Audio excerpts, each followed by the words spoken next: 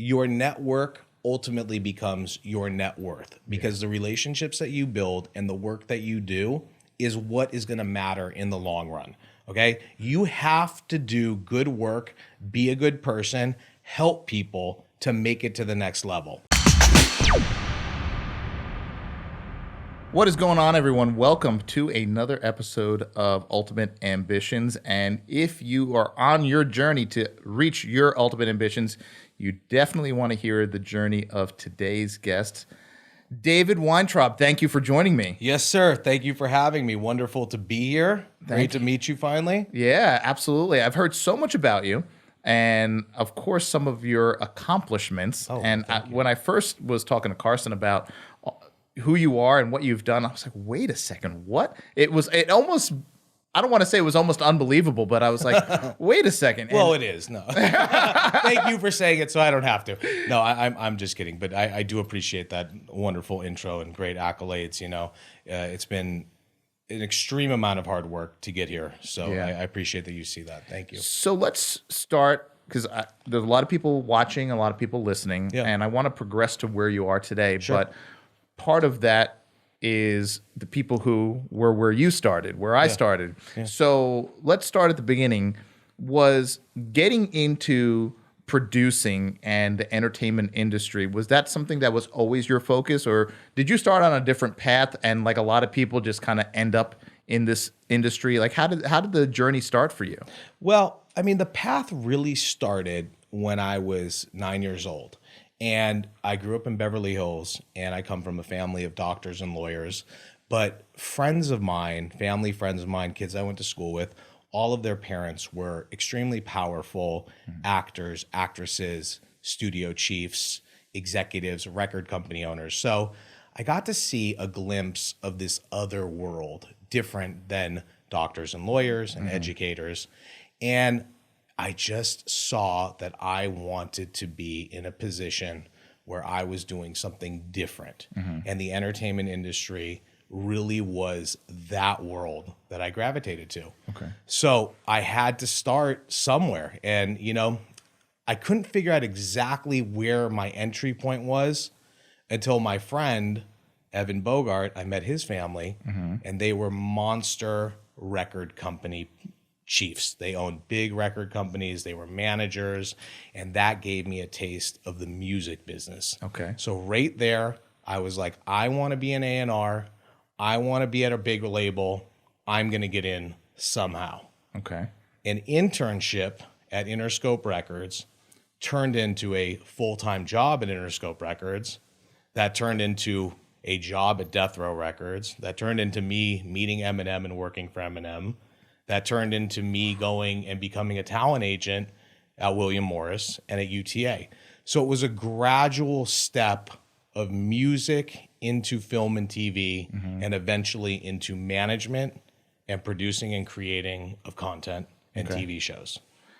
You speak of that as a very smooth transition, but I have to believe, and a lot of people watching and listening, there are some people with what you said in the beginning, with your family and the people you had proximity to, relationships, may say, well, I don't have that. I didn't grow up. I live in Alabama, and I'm not in Beverly Hills, and my parents aren't wealthy, and they don't have connections to these people. Well, my parents didn't have the connections to these people. I had the connections to these people because this is who I went to school with. And over time, they saw my drive, my ability, and my awareness and understanding of the business to open up a door that could get me a job. So nobody actually said, hey, we're going to place you here and you're just going to go to the top. It doesn't work that way.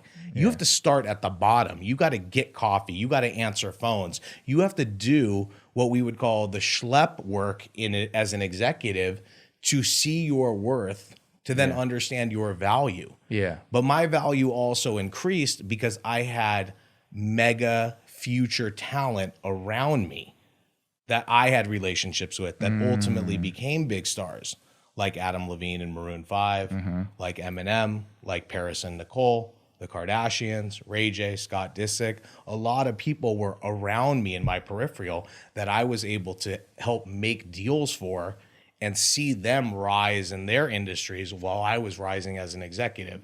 So yes, there is part of it that's like you do need to be in the right place at the right time. Yeah. But another part of it is if you're in the right place at the right time, are you doing something of value that somebody is going to see to elevate your life? Yeah. Yeah. So we talk about that, and that seems to be a recurring theme with a lot of the people I speak to is provide value. Yes. And a lot of people I speak to said that they had to provide value even if they weren't getting compensated for that. Right. They were just like... It's like an intern. Yeah. Like, I'm just going to go in and I want to just be in the mix and be around these people. Yeah. Speak to me about the value of networks, because there's a lot of young people I speak to, and they're, for one reason or another, are afraid to go into certain rooms. They're afraid because they're nervous. They're like, they feel like they don't. And that was me growing up, because I felt like, well, I know I need to build networks and know people, and then find out who do they know, and then find out who do they know. When you see someone that is maybe without that capacity, and they're like, oh man, I don't have networks. How do you build a network? You went in as an intern. How did you build your network and then ultimately get proximity and get in the room with some of these people? Well, I want to just start off by saying two things. One, your network ultimately becomes your net worth, because the relationships that you build and the work that you do is what is going to matter in the long run. Okay? You have to do good work, be a good person, help people to make it to the next level. The other thing that you absolutely must not do is be overly hungry, overly aggressive, and be a social climber. If you're a social climber, they're going to smell it a million miles away. Yep. People will not help you. They're not going to want to be around you. And you're the antithesis of what people are going to want in their community. Yeah. So you have to have a fine balance. Get your objective done, do the good work, do the good deeds, but also not be overbearing. If you can accomplish those two things, you can rise very easily, because people will see the bandwidth of what you have in your life to be able to achieve goals and not be annoying. Yeah. When you started, let me say, leveling up, were there any fears of, all right, I want to get to this next echelon? There had to be some points where you're like, I'm not sure what I'm doing, but I'm just going to do it. I'm going to go. I'm going to move ahead. How did you navigate some of that? Because you had to, there's a lot of people I talk to, some of my mentors who have said, Suresh, there were certain things that I accepted and I didn't know how to do it, but I'm going to figure it out. Yeah. I'm going to figure it out. But when you're talking about the entertainment industry, I mean, if you slip, there can be major consequences. Cutthroat, yep. Yeah. So how did you navigate that? There was fear there. Let's talk about when I became a talent agent at UTA. So I was one of 100 people that got promoted to be a motion picture talent agent at UTA. And basically, you had to be a talent agent trainee, learn the game, sign people, know how to make deals, and then maybe you would get promoted. Now, once you get promoted, you're in the big boardroom. You're in 5 meetings a day. You answer to everybody. You answer to the clients. You answer to the studios. You answer to the people that are buying the deals. You have to be able to actually accomplish everything that you need to do on a daily basis and not think twice about it. And the stress of that and the pressure of that is very difficult. So I like to say, in some ways, the training and the pre-agent world that you swim in doing all of those duties prepares you to act as if. Act as if you know what each situation is going to accomplish and what you're going to do to make sure that you're representing your talent well, making the right deals, answering your bosses, and doing a good job.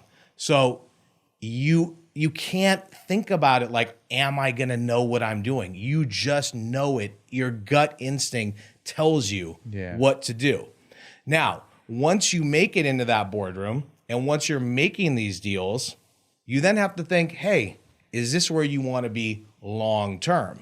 Once I made it and did that for a very long time, I wanted to get to the next level, which was creating linear television shows. Okay. So I took my craft of packaging TV shows as an agent and then said, why am I just giving my ideas away? because I'm coming up with the package with the client, with the production company, but I'm only making a percentage. Yeah. When I could actually own the IP, own the content. And my goal was I'm going to create TV shows. So I left the agency business, opened DWE Talent, became a manager and a producer, and have been doing that for 20 years since.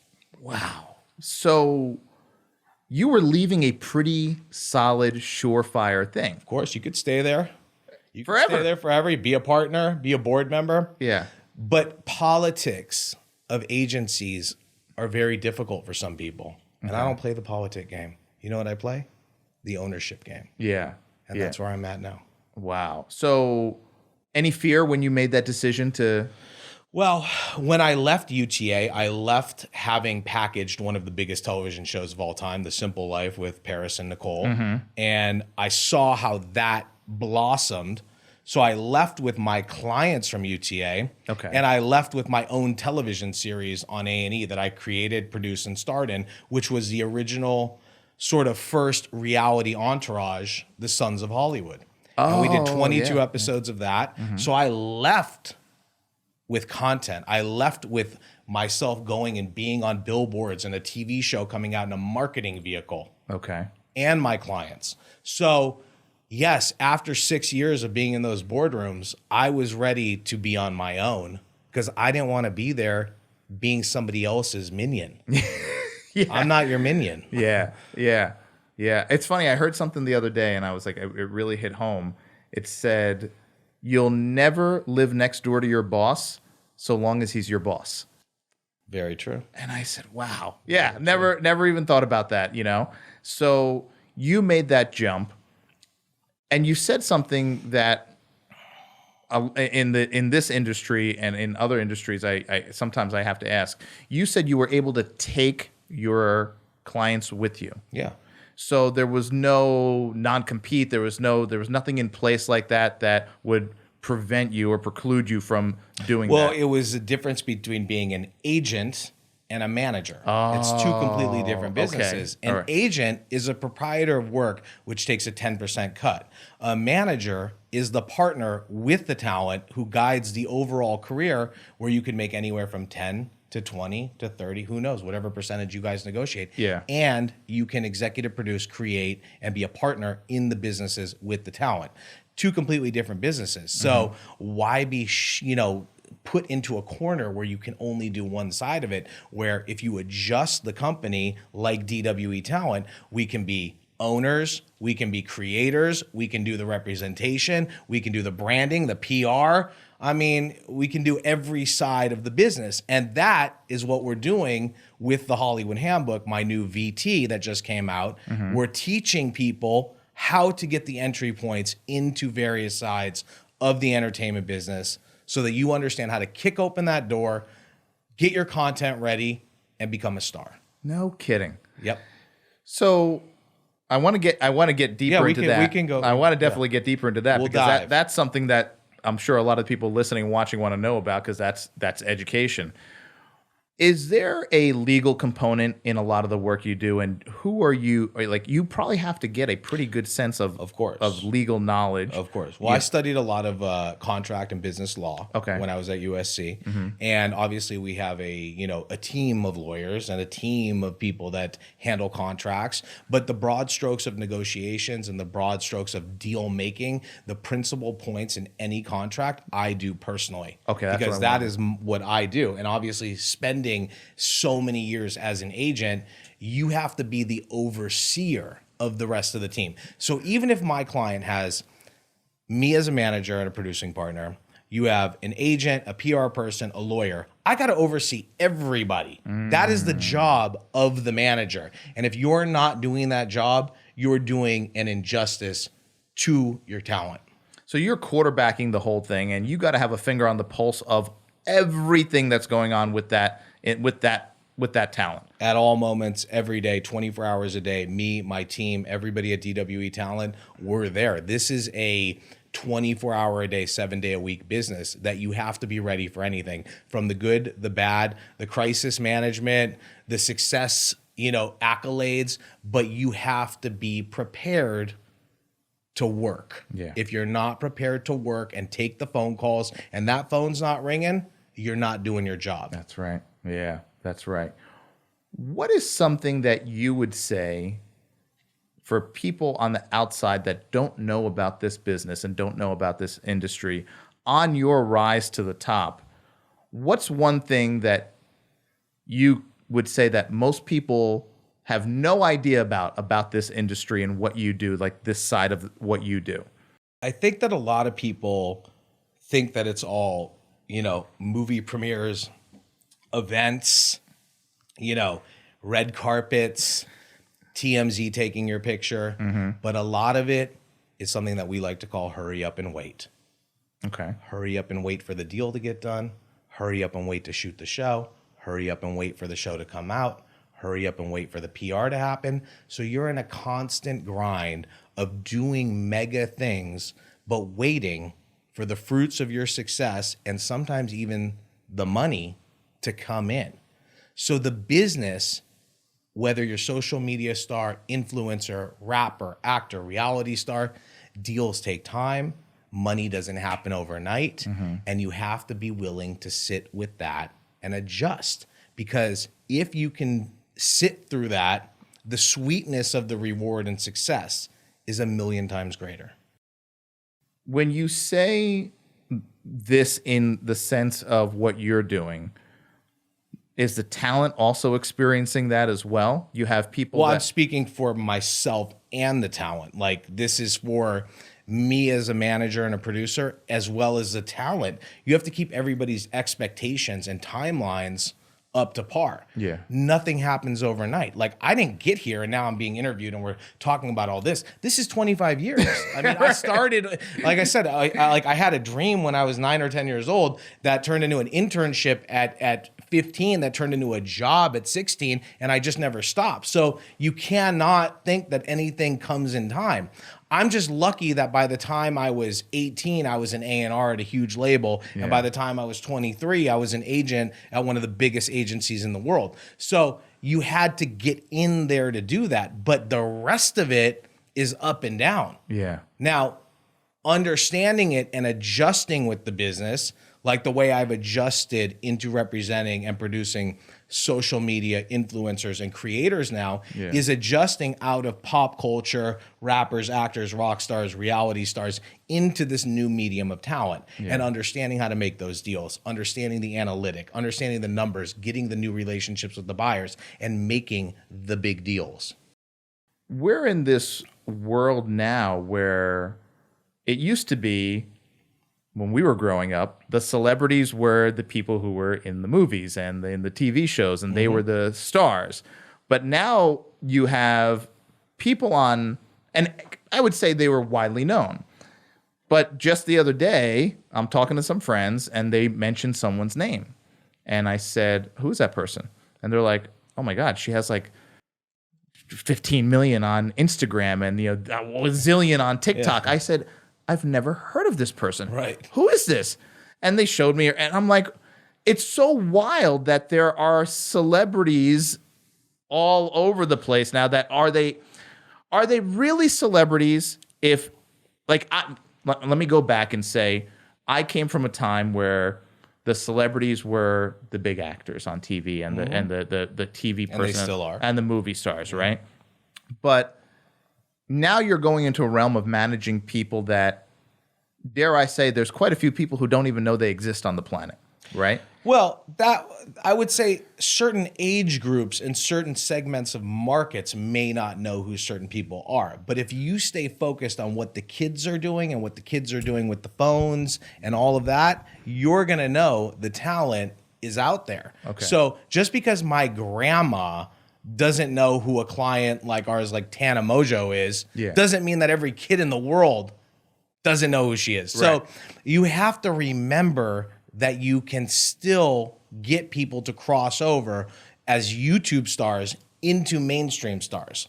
So there is a way to make awareness in the world for people that you'd be like, hey, I know all the kids know who you are, but the parents don't. But you can make the parents aware, because the crossover into the other side of the business will put them on the map there. Yeah. And I have a formula for that, and that's all taught in the Hollywood Handbook. Really? Yes. So let's talk about that a little bit more, because I know that there is this sense that I talk to a lot of people who are influential on social media. Yeah. And their goal is to now level up and get into maybe TV, maybe get into film. Yeah. So talk about the handbook and how it guides that. Let me start first and foremost by saying that I have proven that there is the ability to go from a YouTube star into a mainstream television star.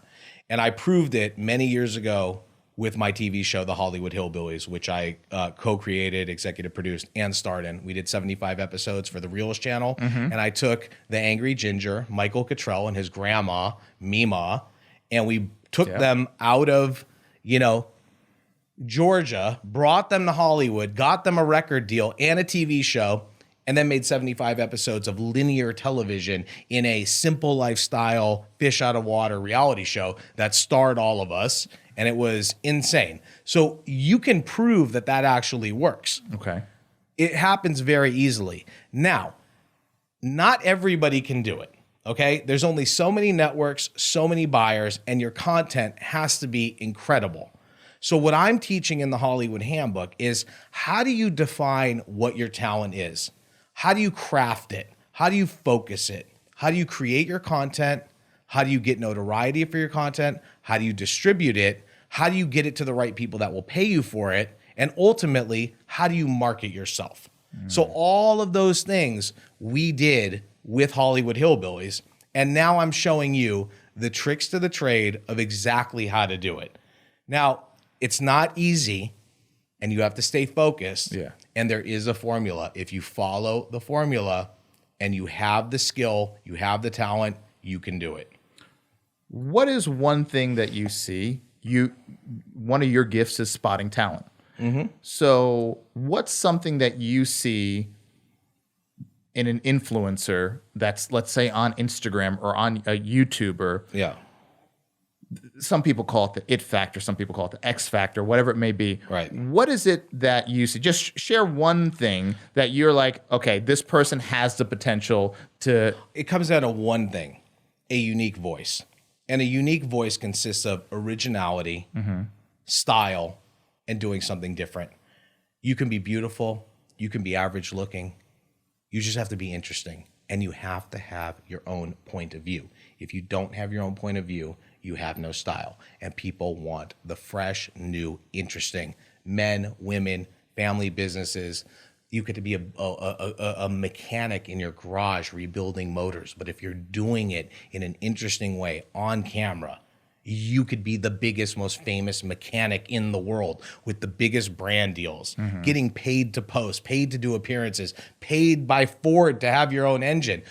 It doesn't matter. You just have to have a uniqueness. There's a lot of people out there copying what's next and what's right and who's it. You can't do it. You have to organically have your own voice. If you have that, people that are in my shoes as managers, producers, buyers, PR experts will see that, and we can take you and catapult you. Are you actively going after people that you're noticing? Is there like a scouting?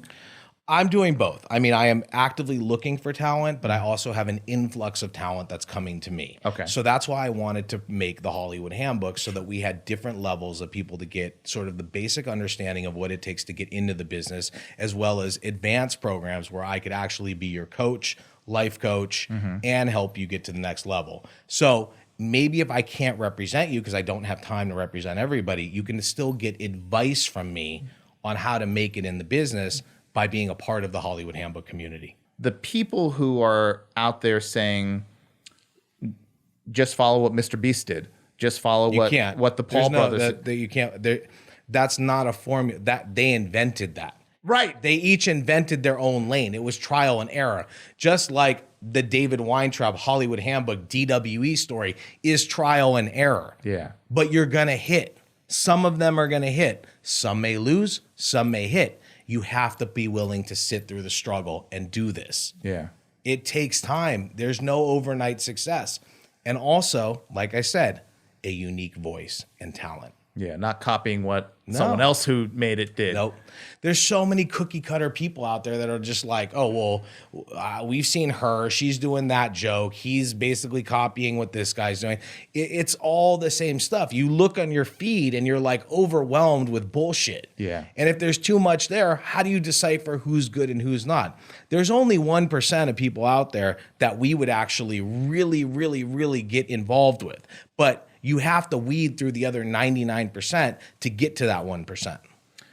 Are you looking at certain people and saying, I can help build them on social media by what they're doing? And then are there certain people who you say, okay, this person doesn't belong in the social media realm. They actually belong on the big screen. Are those, I don't want to say, calculations done, but is part of your talent scouting saying, I think we can make this person a huge Instagram or TikTok influencer, but they're not cut out for the big screen? Yeah. Is there a little bit of an element of that? Well, there's obviously a tier. I mean, if you know me and you know my career, here's the things that I'm very well known for. I represent lots of mainstream, huge name rappers. Yeah. I represent the biggest reality stars in the world. I represent some of the biggest social media stars in the world. So my forte is pop culture. Okay. Those kinds of talent. When I was an agent, I represented tons of actors, Jeff Bridges, Harrison Ford, guys like that. I know the space really well. But I know the pop culture crossover game, hip hop, reality, non-scripted, social media, creators. Pop culture is what I am an expert in. And most talent today fits into that world. Okay. Because you have people that are not your conventional talents. We're like, hey, I'm a Shakespearean trained actor and this is what I want to do. Sure. Can we help you? If I believe in you and I really think that you can do it, yes, I will get behind you. But I also know what I'm good at and the market that I'm really good at. So I want to see all the biggest creators. I want to see all the biggest rappers, rock stars. I want people that are loud and outspoken. Yeah. Being different. Yes. Being different. Not like mixing in with the fold and kind of in that gray area. Yeah. So you're a perfect candidate to come over and join us. Yeah. we got to talk after we'll this. talk after. So now you're looking at, we're talking about the talent side. Mm-hmm. Let's talk for a minute about someone who says, I want to get in, I want to do what you do. What is my progression in, internship, going in and saying, hey, listen, like you said, hey, I just want to work here. I'll make the coffee. I'll get the, I'll go to the copier. And I'm going to start off by saying there's an old famous line that a great man by the name of Snoop Dogg once said. And the line is, the game is to be sold, not to be told. And we cannot give away every insight into how you get in this seat. Yeah.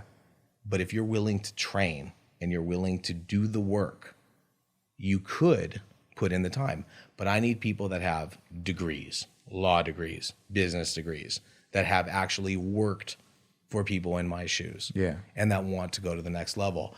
It's very hard to just take somebody very green that I may not be able to trust and put them in my company. Yeah. Okay. There is a criteria that you have to actually come and get in. But I am open to looking at resumes. I am open to people coming and pitching. So, if you think you have what it takes, we're going to have to make a Hollywood Handbook 3, which will be for people that want to get into the business. Yeah. Hollywood Handbook right now is not really designed to become a manager or a producer, but I like where you're going with that. And maybe in the future, that will be a part of what we do. Yeah, it's a separate handbook in and of itself. Yeah. So I want to talk more about the handbook and its creation. Yeah. What led you to say, I think we need to put something together to give a little bit of a roadmap for this, and it's going to be valuable for these reasons? What was how did that spawn? Well, one of my attorneys is a great man named Don Passman, and Don Passman, his wife was my mother's best friend, and his kids, we all grew up together. And Don wrote a book called Everything You Need to Know About the Music Business. And this is a very famous book. It's taught in every university and law school, and it's basically has 15 different versions of it, and it teaches you all about all the different changes and adaptations of the record industry and all the laws and everything. It's like literally the guidebook to the music business. And I remember when I was 10 years old, going to the premiere of his book coming out and watching the success that he had with this guide and changing the world, and then going to USC. And in my contract law class, what's the book they're having you read? Well, Don Passman. And then there he is speaking, and he's like a godfather to me. So I saw what he did with that. And then I was kind of like, listen, how do I take what I've done over 20 plus years, creating, producing, making 2,000 hours of television, making some of the biggest branding deals and talent deals in the world? How do I take that and kind of put it into a formula where people can actually use to open doors? I wound up meeting Bradley, who owns Lightspeed VT. And he said to me, there's nothing in this space. We got to hone in on that. So 4 years ago, we set out to craft the Hollywood Handbook. And we crafted it in a way as an entry point into the business, entertainment business, music, film, TV. And then we added social media, influencing, PR, branding. So the business has evolved. Brad believed in me. He produced my content. And we set off on this journey together to go and come here today to bring you the Hollywood Handbook. Where can people find it? You go to thehollywoodhandbook.com, buy the link. You'll see different various programs that you can do. There's a mentorship program. There's the main program. And you have access to get with me. There's a whole slew of opportunity by joining the Hollywood Handbook community. Is there a certain tier that gives people, I know, you start entry level, but is there a top tier that gives people direct access to you? Direct access would be the top tier, private mentoring. Yeah, private mentorship. Yeah. Wow. So we're open to that, and I'm happy to help you with that, but you got to really be ready. Yeah. And you also have to be ready for me to give you the good, the bad, and the ugly of what I think of your talent, your career, and what you need to do to change it. And there is the opportunity that you could have all of my network behind you. Right. So the Hollywood Handbook is the entry point. Take the course, learn it, understand it, hone in on what you're doing. But then to go to the next level, you do need guidance. I didn't get here on my own. I had some of the greatest mentors in the world. Aaron Spelling was my godfather. No And kidding. I never worked for him, but I was blessed to spend years with him, learning everything about the business. Okay.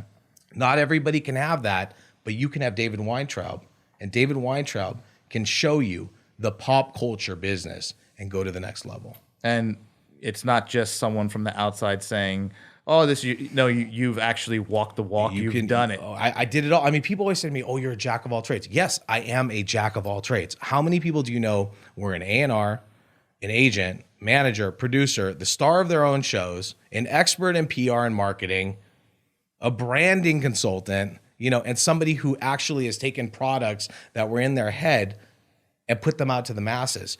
Ray J and I have a company, all right? It's in every InMotion and Best Buy in the United States. This was an idea that he had in his head to do a headphone. No kidding. And the headphone turned into a fully functioning electronic company worth over $250 million. No kidding. Incredible. Absolutely. So it goes beyond. It could go to not only from talent, but hardware, bringing hardware to people. You have to take relationships and opportunity and talent and put them into packages where everybody does their own thing. If you know how to build headphones, you got to find the manufacturer. We know how to market the headphone. We know how to integrate it into our TV show, and we know how to sell it to you at a fair price so that you get a product that you like and you have something, and this is a tangible business. It's insane. So let me ask, from the standpoint of talent, who would you say is the most overall talented person you've ever worked with? Wow. In which area of entertainment? Because we have a lot. There's a lot of people who will say Elvis Presley wasn't the best musician, but he was the best entertainer to ever live. Some people will say Michael Jackson didn't have the greatest voice, but he was the best entertainer. I look at entertainment and I see there's people who could sing, there's people who can act, there's people who are just great at promoting themselves. And look at the Paul brothers, right? Yeah. So you've worked with so many people across a couple of different now generations. Yeah. Who are the people that stand out? I think that the person that probably stands out the most is having worked with Eminem. Okay. Now, I met Eminem before he was signed.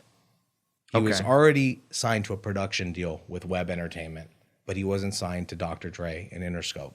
Okay. So I was there in the beginning, and I worked with him on the first album, and then I reworked with him back at UTA, and we packaged 8 Mile. So I spent a lot of years in the Eminem family with Eminem, with Paul Rosenberg, with the Bass Brothers, with David Schiff and UTA, doing all kinds of different deals for Eminem.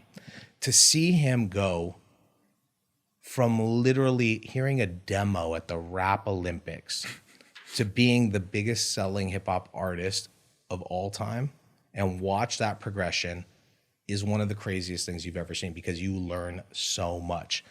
I sat with Eminem at the House of Blues a week before his album came out here in West Hollywood. And we were outside hanging out. He's getting ready to do the show. It's a very famous show where Dustin Hoffman was in like a bear suit on stage. You can look at the show on YouTube. And he looked at me. He's like, you know what, Dave? He's like, I don't know what's going to happen this week, but I'll probably be back in Detroit next week. And, this was all great and fun. And we had a great time. And I looked at him because I had heard the entire album being made, soup to nuts.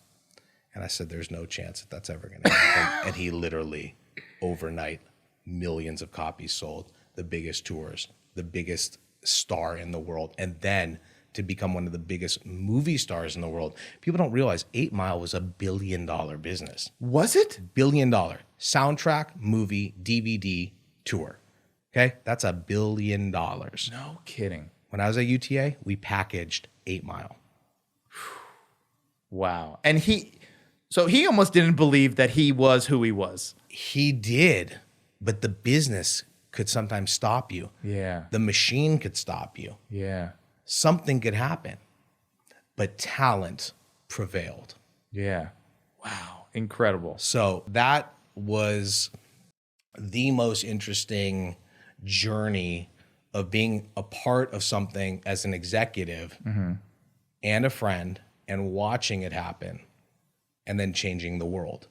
So basically, you changed industries, you changed the music business, you changed artist release dates, you changed movie premiere dates, you changed how people function as an artist, as well as free speech.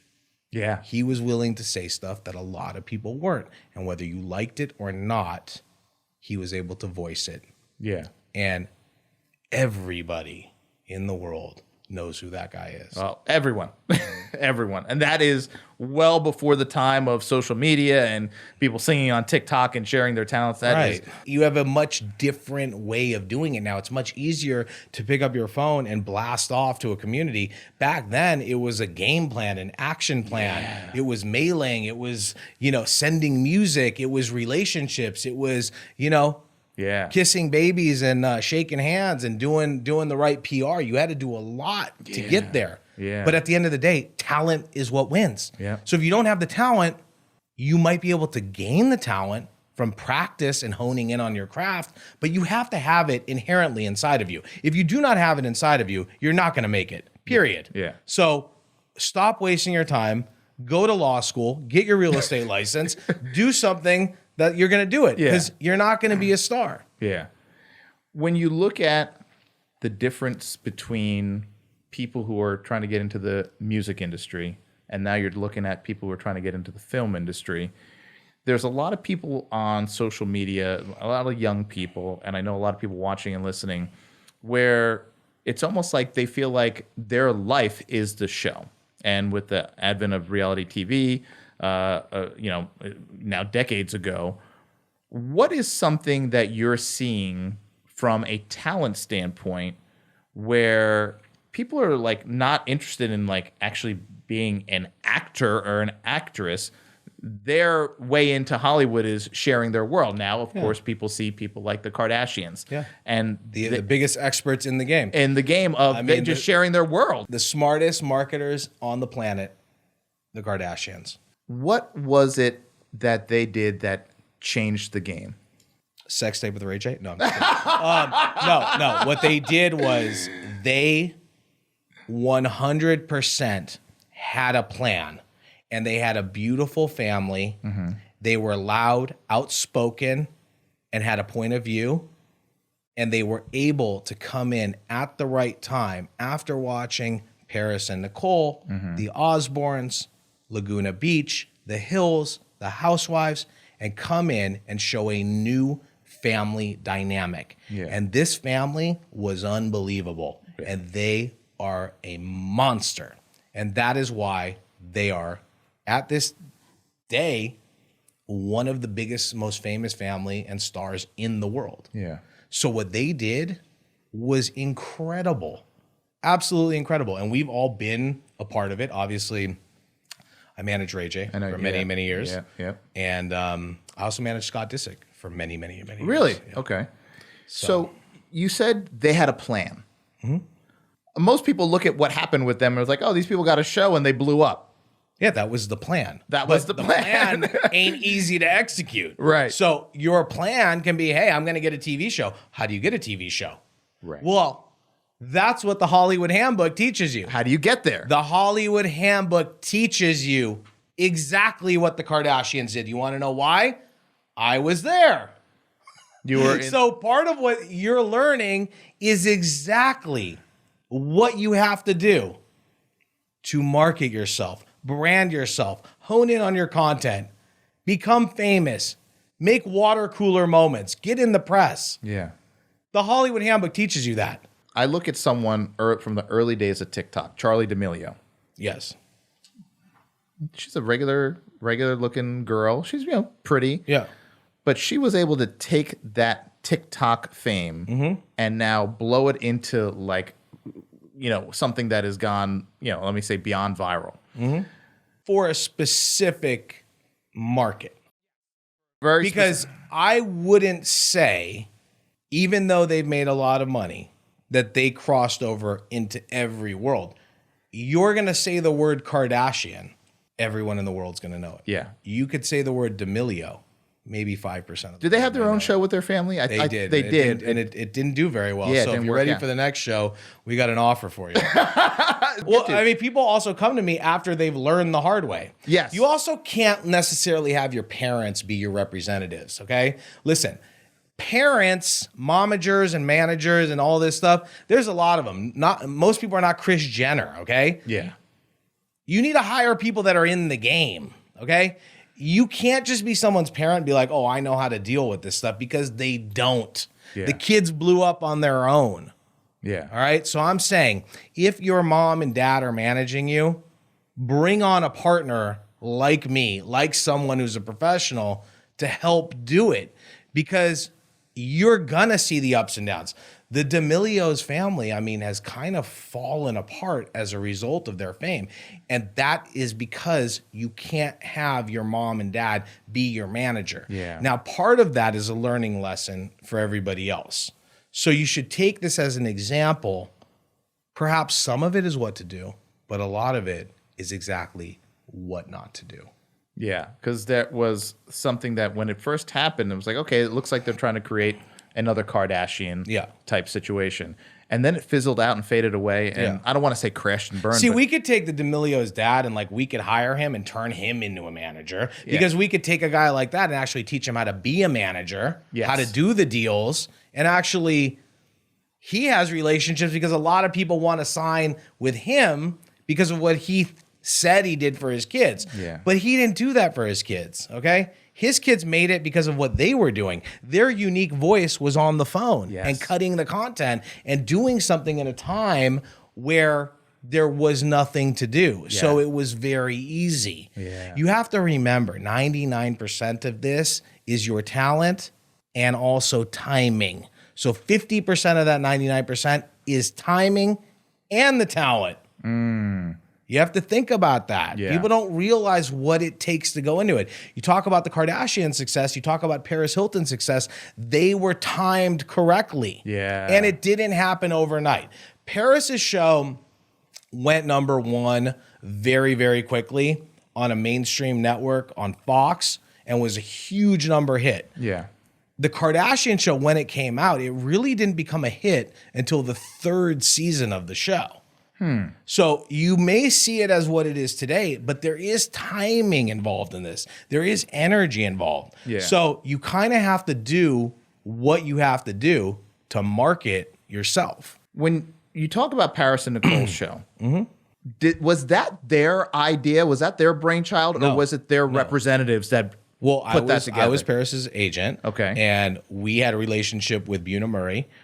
We signed Paris, and we packaged the show together with Fox. Oh, okay. So you have a couple people that had ideas in the right place. I'll tell you the guy, who really ran that show is my dear friend Jeff Jenkins. And Jeff Jenkins and Farnaz, they ran that show, and they took that show and turned it into a hit. And that's the same team. Guess what, guys? No brainer here. Guess who the same team is? The same team that did the Kardashians. Hello. So it is a trajectory. It is relationships. How interesting is it that the same people that did the Kardashians did The Simple Life? Yeah. Okay? Yeah. It's the same people. I say this a lot, and we talk about mentorship and networks. What you put together with the handbook is, no pun intended, but the guidebook, if you would.